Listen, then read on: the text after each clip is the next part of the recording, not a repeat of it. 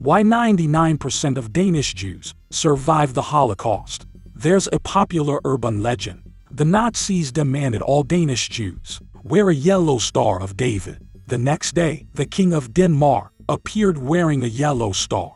Then every last Dane sewed a Star of David onto their clothes. The Nazis were unable to identify the Jews, and that's why there was no Holocaust in Denmark. The story was actually invented by Danish wartime propaganda. It was published in the US to garner support for Denmark. In fact, Germany considered Denmark a model protectorate. Denmark was occupied with no resistance. In 1940, it retained its government and most of its autonomy. In return, it supplied Germany with food and other goods. The country was home to just around 7,800 Jews. Most of them were Danish citizens. The Nazis left Danish Jews alone. They never had to wear yellow Stars of David. They weren't herded into ghettos and concentration camps.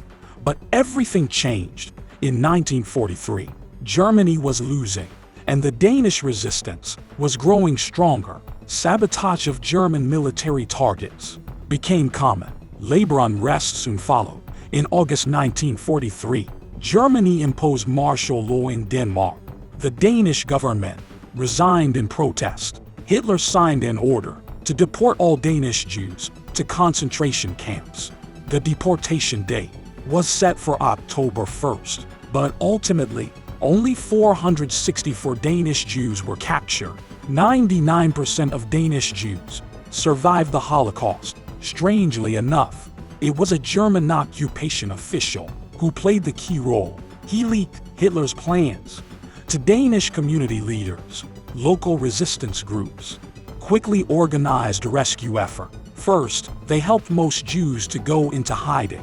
People were hidden in homes, churches, hospitals, and schools for days. Then they were smuggled to the coastline. Fishing boats transported Danish Jews to neutral Sweden. It was a short but dangerous journey, only done during the night. A boat of the Danish lighthouse service was also used to ferry Jews loaded with refugees. The boat sailed out to inspect lighthouses. On the way, they secretly detoured to Sweden. 7,220 Jews were rescued this way, along with 686 non-Jewish spouses. The Nazis organized the roundup on the night of October 1st to 2nd. It was the Jewish New Year. They expected everyone to be home.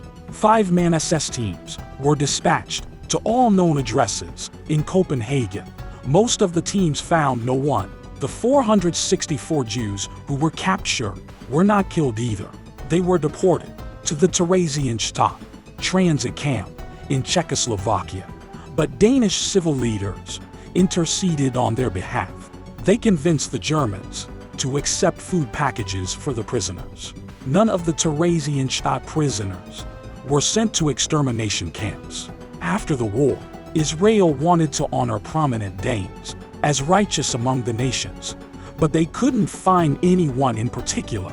The resistance movement insisted it had been everyone's achievement, so the movement was honored collectively as an entity. Another honor was almost comical. It's the name of the American ice cream brand, Häagen-Dazs. The name was made up by the company's founder, Ruben Mattis, a Polish Jew.